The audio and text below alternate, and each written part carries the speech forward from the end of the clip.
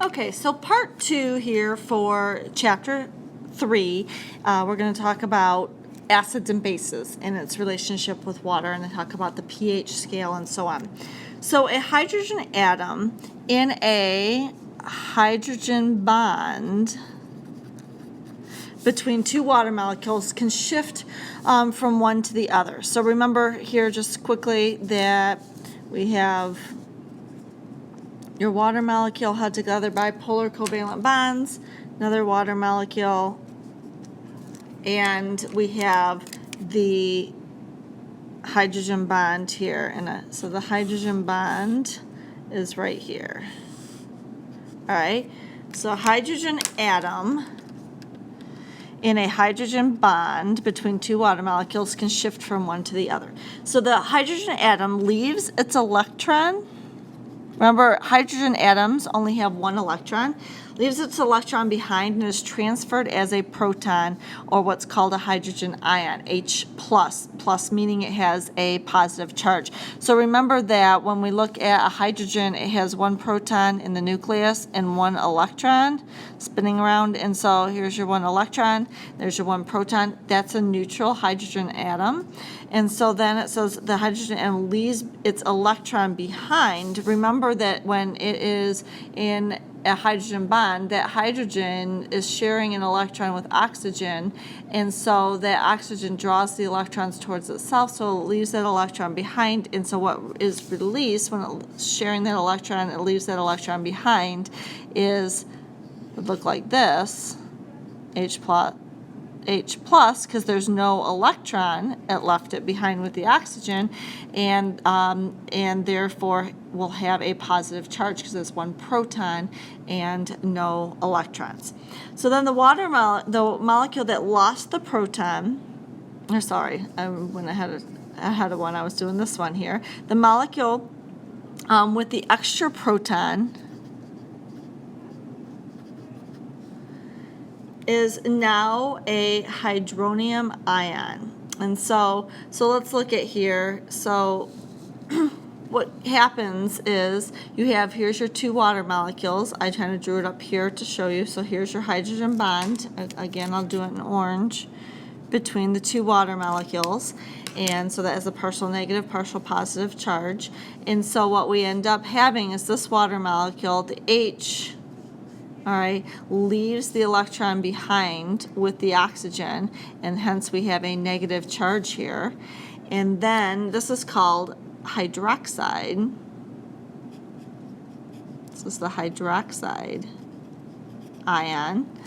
And then the H+, the H is still attracted to the oxygen of the other water molecule, and so we call this a hydronium. And these guys ion, and so sorry, that's supposed to be an I, and so this has a slightly positive charge, and so the molecule that lost the proton is now a hydroxide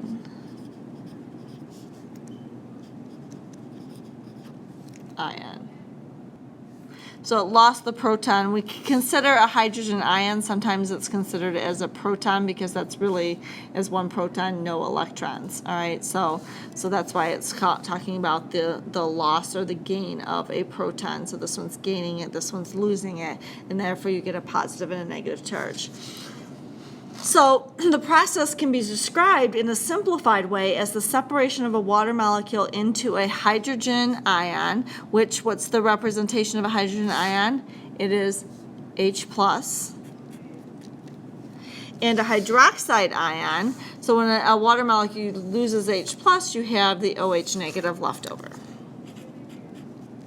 Okay, and so though statistically rare, the dissociation, that means the coming apart of water, so water into an H+ and an OH negative, so the H+ that was once part of this, H was once part of this water molecule, it's rare, but it can have a lot of great effect on organisms. So the changes in the concentrations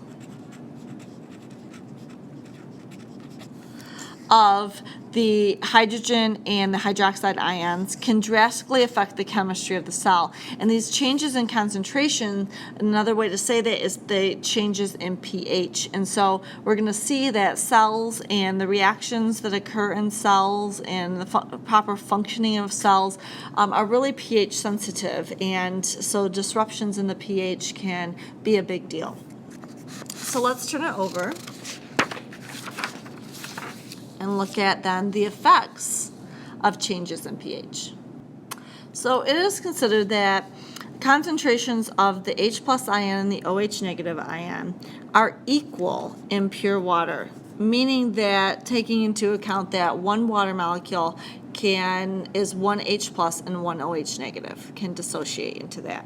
So adding certain solutes called acids and bases, so these are solutes that you dissolve and mix with water, can modify the concentration of H plus and OH negatives, and so therefore change them from being equal and therefore cause your aqueous solution to become more acidic or basic. So we'll talk about what that means. So biologists use something called the pH scale to describe how acidic or basic, which is the opposite of acidic, a solution is.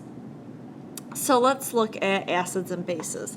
An acid, by definition, is any substance that increases the H plus concentration of a solution. So it increases, so in neutral solutions, so I'll back up here, H pluses, we're going to say the concentration, and if you remember from chemistry, these little brackets represent the concentration of, so the concentration of H pluses in the solution are equal to the concentration of the OH negative ions in the solution, and therefore that's what we mean by that's pure water. So then what happens if an acid is a substance that increases the hydrogen ion concentration, it disrupts that, and therefore the H plus ions that concentration would be greater than that of the OH negative, because it increases the concentration of the H pluses. And so then a base, by definition, is any substance that reduces the H plus ion concentration in a solution. So in that case here, H plus ions would go down and the OH negative concentration would go up. Okay, and so that is what an acid or a base is. So let me give you an example of acids and bases, a specific example, sorry. So let's go over down here because I don't have enough room here. So let's look here. So give you an example of an acid. All right, so an example would be hydrochloric acid, HCl. All right, so this is a positive ion, this is a negative ion. So when you put it into water, it will dissociate into the respective ions, kind of like over here with the salt. So the NaCl dissociates and forms those hydration shells around the Na and the Cl. And so therefore it dissociates into H plus and Cl negative. Okay, and so what does that mean? So what it's doing, I should put a plus here. All right, so what it's doing is releasing H pluses into the water. So when the water is equal concentrations of H pluses, now you have released H plus and you've increased the concentration of the H pluses in the water. And so therefore, if we think about, let's do a quick little demonstration here. If we had pure water, which is equal concentrations of H plus and OH negative, so that's your pure water, and so then you put in the HCl, and so the HCl dissociates into H plus and Cl minus. All right, so think about what happens to the concentration. So before we put in the HCl, there were equal concentrations. There are 4 molecules. I'm making it very simplistic. 4 ions. 2 of those are the OH negative ions, and 2 of those are H pluses. So OH negative, there was 2 out of the 4. And H pluses, there is 2 out of the 4. So it's 50% and 50% equal concentrations. So now you throw in the H plus and the Cl minus, and so how does that change things? So now the concentration of OH negative, it's still, we haven't changed the OH negative number, it's still 2 of those out of now 6, right? 2 out of the 6. And the H pluses, that we have changed the number, is 3 out of 6, and now we have a new little guy here. 1 out of 6. And so therefore, we have increased the H plus ion concentration. Sorry, I was supposed to put out of 5 because we're only looking at, sorry, out of the 5 here. We're only looking at the relative concentrations between OH negative and H pluses. Got ahead of myself here. So, so here we've increased the H plus ion concentration. It's 3 out of 5, and so our percentage is higher. That is 60%, and we go down to what, 40%. And so therefore, we have increased the hydrogen ion concentrations and thereby decreasing the hydroxide ion concentration. And so they're not equal anymore. And so that's where the hydrogen ion concentration is greater than the hydroxide ion concentration. And so I wanted to show you that because I wanted to show you that the hydroxide ion concentration can decrease without changing the number. So I wanted to kind of get you the idea of that concentration versus number of the ions. And so then the example for a base, so let me give you this. So what can a base do? Well, bases reduces the H plus ion concentration of a solution. So how does it reduce it? It can do it in one of 2 different ways. So let me give you an example, number 1, NaOH. All right, NaOH consists of these 2 ions. So when put into Na plus and OH negative, so when put into solution, it dissociates like this. All right, so it releases OH negative ions. So therefore, by releasing OH negative ions, just like by releasing H plus ions, it increased the H plus ion concentration and decreased the OH negative. When we release OH negative ions, it's going to do the opposite. And so it's going to increase the OH negative concentration, but decrease the H plus concentration by the same idea as up here. So therefore, bases can release OH negatives. Another way that you can reduce the hydrogen ion concentration, though, which is what a base does. So this is the first example, is reducing hydrogen ion concentration by increasing the OH negative concentration, by releasing OH negatives. Then the other way that a base can work is actually remove H pluses from the solution. And so the second example of this is NH3. And so NH3, when it comes into contact with an H plus ion, the H plus ion is attracted to the negative part of this is a polar molecule. If you remember this, there was a picture of this in the hydrogen bond picture of ammonia, and this has a slightly, the bond between nitrogen and hydrogen is a polar covalent bond, and so the nitrogen is a slightly negative charge, and so the hydrogen ion in water will be attracted to it, and it can form NH4.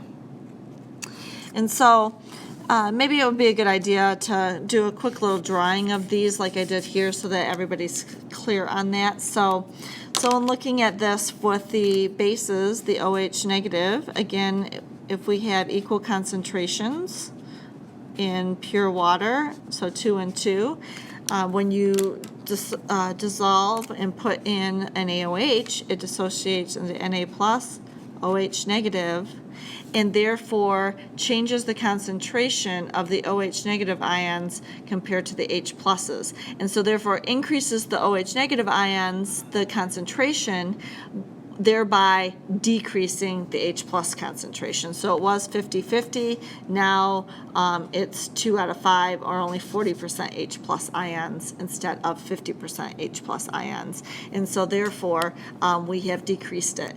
And so on the flip side here with this one, let's go over this. And so if you have equal concentrations, OH negative and H positive, okay, then you put in NH3. So NH3 does not dissociate. The only thing that dissociates in water is the ionic compounds. And so here we have NH3, and so when we draw that, N, and it has 3 H's, and the N is more electronegative, so it actually has a slightly negative charge, which then attracts the H pluses. So this H plus will be attracted to that, and so we'll do this here. So this H plus, all right, is attracted to this and becomes NH4. When it does that, the H plus is no longer free in the solution, and so now instead of 50-50, we have only a third, 1 out of the 3 left over, so therefore H plus ion concentration has gone down. So either one of those are ways that bases can act to reduce the hydrogen ion concentration and make the water-based solution more basic. So let's turn the page here. Oh, actually, before we turn the page, I didn't even talk about this, the pH scale in this picture here. I got ahead of myself. We're at the bottom of the page here. So the pH scale. The pH of a solution is determined by the relative concentration of hydrogen ion concentration. So relative meaning the H pluses and OH negatives relative to one another. So, which is what we were doing there with the percentages and so on, and why we didn't include chlorine in the chloride ion. So acidic solutions have a pH values that are what, less, more, or equal than 7. Do you know? They are less than 7, and the basic solutions have pH values that are greater than 7. So most biological fluids, things in living things, have pH values somewhere in the range between 6 to 8. So that goes in there. So if we look here at this picture here, this is the pH scale. And so here's pure water in the middle having a pH of 7. And so notice here that it's neutral, so the hydrogen ion concentration is equal to the hydroxide ion concentration. And then as we go down in numbers, all right, what does it say here? It says increasingly acidic, so it becomes more and more acidic. So the lower the number on the pH scale, the more acidic it is, and therefore what, remember, makes it be acidic? Acids release H plus ion concentration, so the more acidic, the higher the hydrogen ion concentration gets, and so it's greater than the OH negatives. On the flip side, as we go from pH 7 and go up to 14, then it becomes increasingly basic, which means that the H plus ion concentration is becoming more and more, lower and lower and lower compared to the OH, or the OH on the flip side becomes higher and higher and higher. All right, and so therefore that's why what that says there. So when we look here at what these numbers mean, let's put a little like asterisk here. So each unit on the pH scale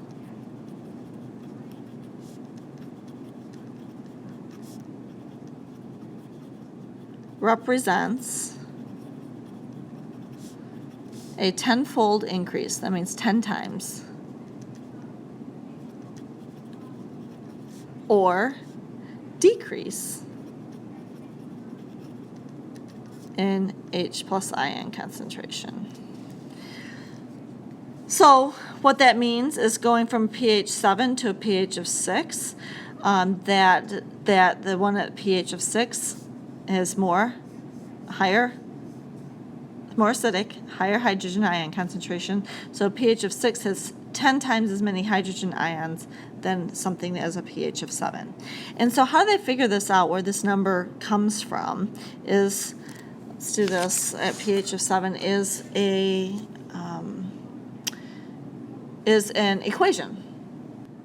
So pH equals the negative log, so it's a logarithm of the hydrogen ion concentration. So you have to know what the hydrogen ion concentration is. So remember, concentration is how many things per, how many molecules or whatever per a volume.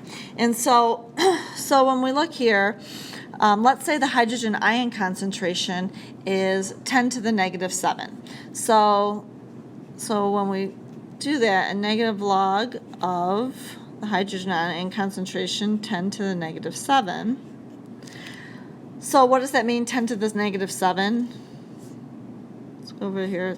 10 to the negative 7 is point, and then you go over 7 decimal point places. So 6 zeros and a 1. All right, and then usually the units are molar units, so moles per liter. And so 10 to the negative 7. And so when you type this in and figure this out, then the negative log of 10 to the negative 7 is 7. And so a solution that has a pH of 7 has a hydrogen ion concentration of 10 to the negative 7. So that's how they figure that out. So, therefore, a pH of 6 would have a concentration of 10 to the negative 6. So if we look at that, so this would be the pH here of 7. That's how we figure that out. If something has a pH of 6, that means, what does that mean? That the hydrogen ion concentration is 10 to the negative 6 molar. So what does that mean? 0.000001. So therefore we have 5 zeros and a 1, 6 decimal places over. So notice here, pH of 6 has 10 times more, the higher concentration, than the pH of 7. So that's what the tenfold means. So that's how that works. So then we figure that out. Negative log of 10 to the negative 6 gives us a pH of 6. All right, and so that's the pH scale going up and down. So now we're going to turn over and look at something called a buffer. So I had said that living things need to maintain pH values in the range of 6 to 8. And a lot of cells and chemical reactions, if you get too high or too low, that it becomes too acidic or too basic, it can be life-threatening.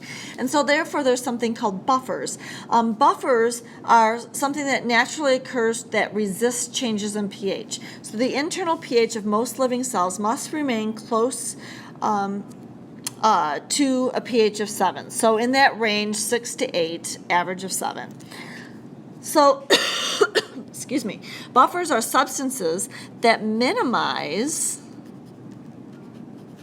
changes in concentration of the hydrogen ion and OH negative or hydroxide ions in the solution. So they resist that change in pH so that no matter what's going on, you can keep that pH what it's supposed to be for the cell to continue running properly.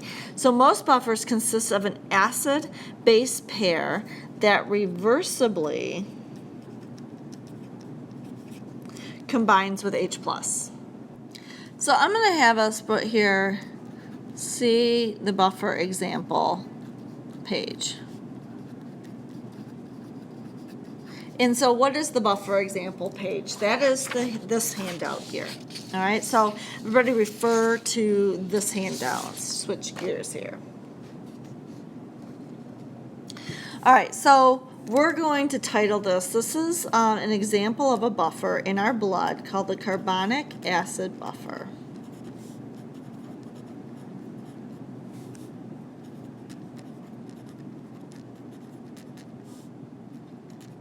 In the blood. So I'm going to use some color coding here. So if you're a color coding person, let's do that. So let's look at this. This is carbonic acid. Let's write what these things are. So right away, it's an acid, so it's going to release what into water? H pluses, right? Acids release H pluses. That's what they do. So notice here the arrow, and it dissociates into two ions, a negative and a positive ion, and releases that hydrogen ion. That's why it's considered and called an acid, because it's releasing the hydrogen ion. And then we have right here the bicarbonate ion.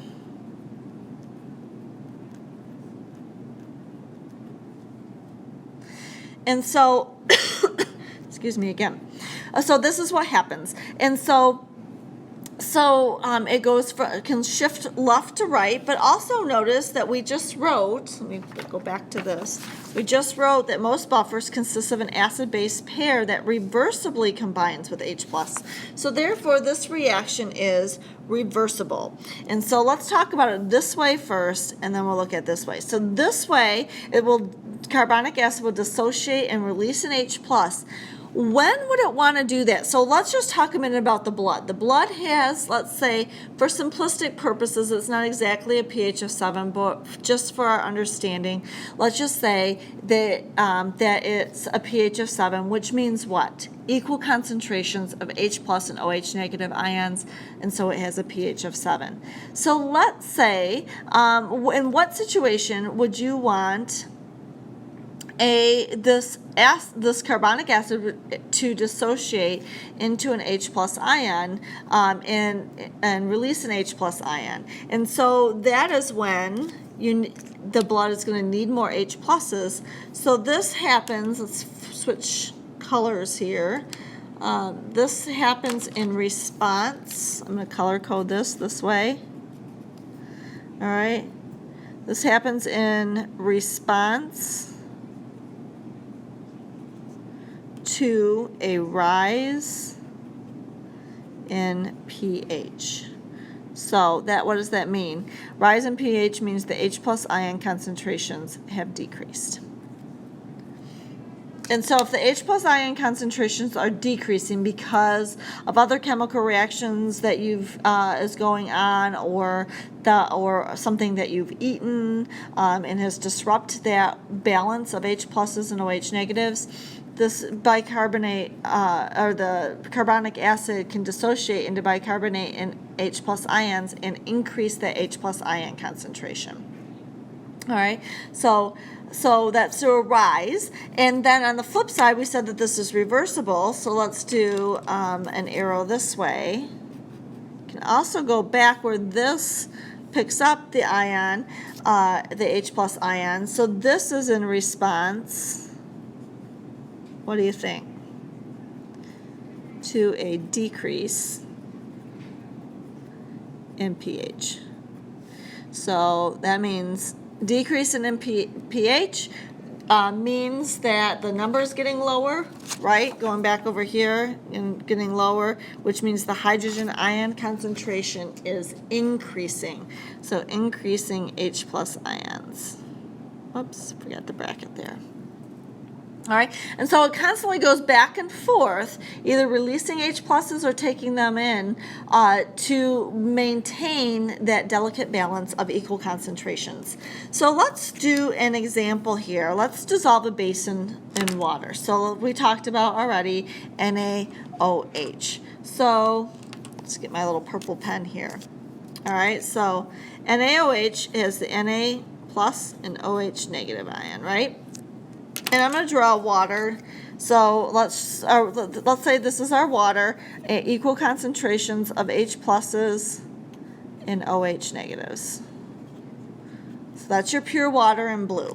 So now you put a NaOH in, and what does the NaOH do? It dissociates into Na plus and OH negative. So now what we've done is done what to the pH? Can you tell me what has happened to the pH? Has it gone up or gone down? Well, what has happened to the hydrogen ion concentration? Has the hydrogen ion concentration gone up or down? So now out of those 5, should be down, right? Because it's no longer 50-50. And so the hydrogen ion concentration has gone down, and therefore what has happened to the pH? So the water has become more basic, which means that the pH increases, the number increases.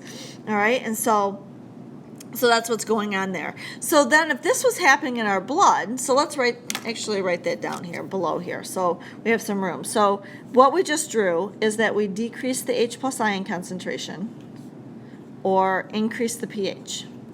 That's what just happened. So what is this buffer system? If this was, let's pretend it's our blood. So what's going to happen? So the buffer system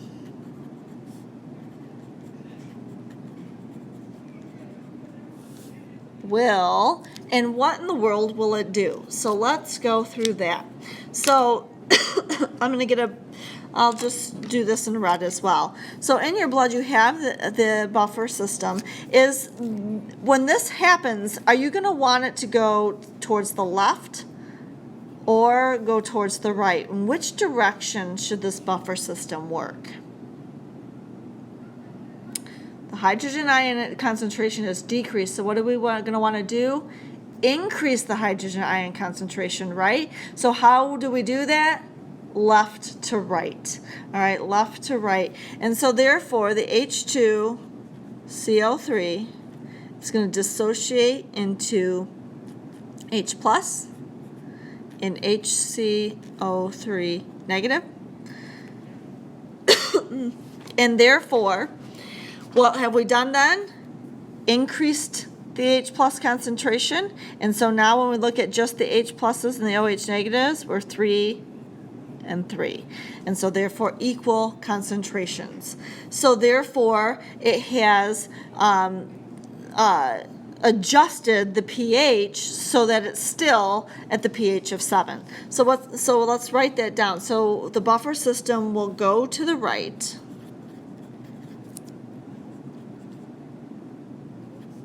On our picture up above there. All right, so let's write what's happening there. So the carbonic acid dissociates, separates into its respective ions, and replenishes the H plus so they are in equal concentration again to OH negative.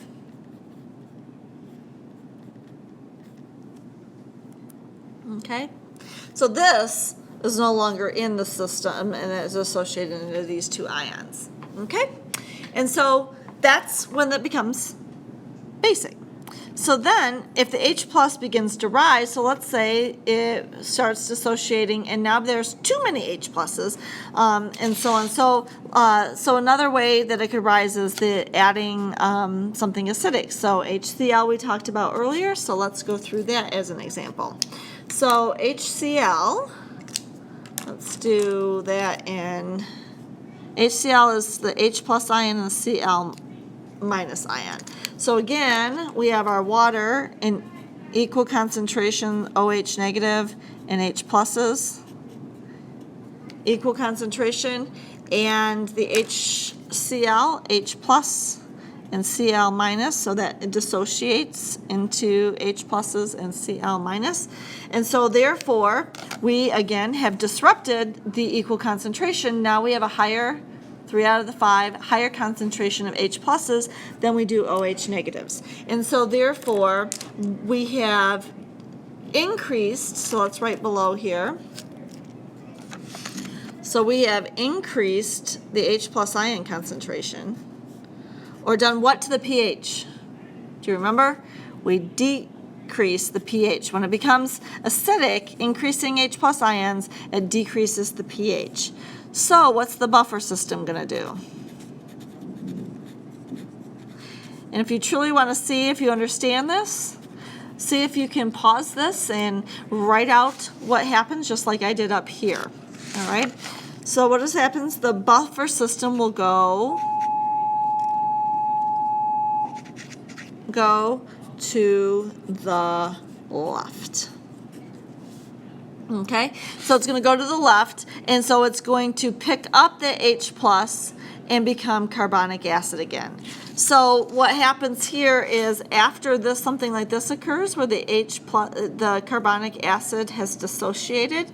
So now you have the H plus and the HCO3 negative. Whoops, sorry, I'm off the page here. H plus and HCO3 negative, and this will pick this up again and will become again the H2CO3, and neither one of these will be in the blood anymore, and so therefore I should say, when it says pick up the H plus, it's going to pick up this H plus, this H plus, and this H plus won't be in the blood anymore, and therefore it'll bring the pH back to normal, all right, in equal concentrations. So let's write that here. So let's write in parentheses. So what happens is, what is that? The bicarbonate ion, HCO3,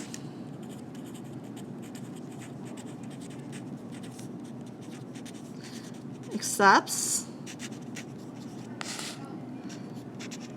the H plus out of the solution,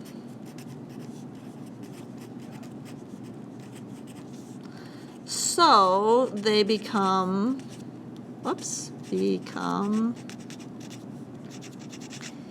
equal concentrations again.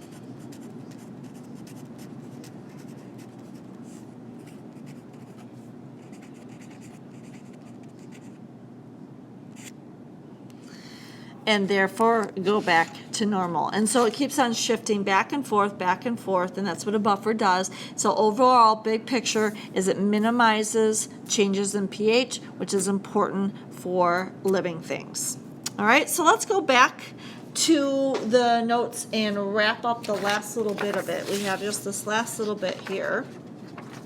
So go back to that, and let me switch out my colors here. Let's go back to blue. All right, so last but not least, we have some just application of acids to the environment. And so the acid precipitation refers to any type of precipitation, rain, snow, fog, with a pH lower than 5.6.